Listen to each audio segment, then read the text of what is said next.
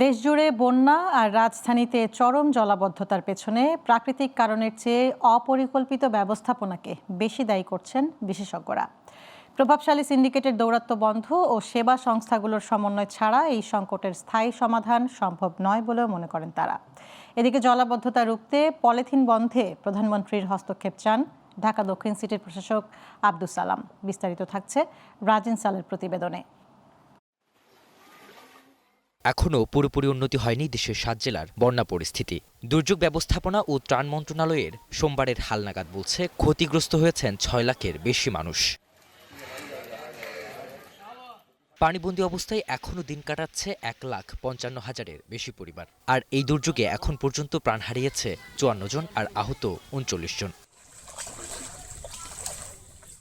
আগের দিনের চেয়ে আক্রান্তের সংখ্যা কিছুটা কমলেও ৫৭টি উপজেলার মানুষের মাঝে কাটেনি আতঙ্ক। ভবিষ্যতে যদি এভাবে বৃষ্টি থাকে, পানি বাড়তে থাকে, তাহলে আমরা আমাদের যে বাটি এলাকার গরু, ছাগল, হাঁস, মুরগ নিয়ে আমরা খুব বিপাকে থাকবো। এদিকে সারা দেশের বন্যার মাঝে রাজধানী ঢাকা ডুবেছে জলাবদ্ধতায়। টানা বৃষ্টিতে মিরপুর, নিউ মার্কেট, ধানমন্ডি সহ বেশ কিছু জায়গায় জমেছে হাঁটু থেকে কোমর সমান পানি। সম্পূর্ণ দোষ হচ্ছে গভর্নমেন্টের, মানে বাংলাদেশের কোনো গভর্নমেন্ট হচ্ছে গিয়ে ঢাকাটারে কন্ট্রোল করতে পারে না। এই জলাবদ্ধতাকে উত্তরাধিকার সূত্রে পাওয়া সমস্যা বলে দাবি ঢাকা দক্ষিণ সিটি কর্পোরেশনের প্রশাসক আব্দুস সালামের। তাই সমস্যা সমাধানে পলিথিন বন্ধে প্রধানমন্ত্রীর হস্তক্ষেপ চান তিনি। কয়েক বস্তা পলিথিন সংগ্রহ করেছে শুধু।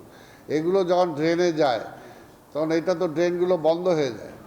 তো কাজে এগুলো যতটুকু আমাদের এখন ঢাকা শহরে যে অবস্থা আছে, আমরা ড্রেনগুলোকে পরিষ্কার রাখার চেষ্টা করছি। তবে বিশেষজ্ঞরা বলছেন এই সংকটের পেছনে প্রাকৃতিক কারণের চেয়ে মানবসৃষ্ট ত্রুটি বেশি দায়ী। প্রভাবশালীদের দৌরাত্ম্য বন্ধ না হলে দুর্যোগ মোকাবেলা অসম্ভব। গরিব মানুষের জমিগুলোকে জোর করে লিজ নেওয়ার নামে তথাকথিত এক ধরনের হুকুম দখলে আমরা বলতে পারি।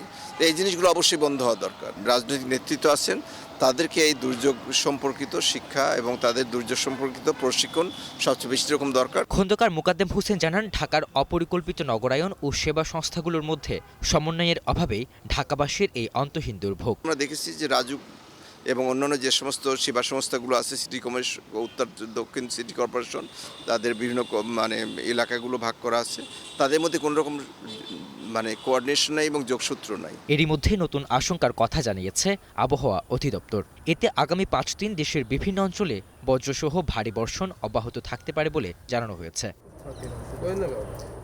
রাজিন সালে, গ্লোবাল টেলিভিশন, ঢাকা।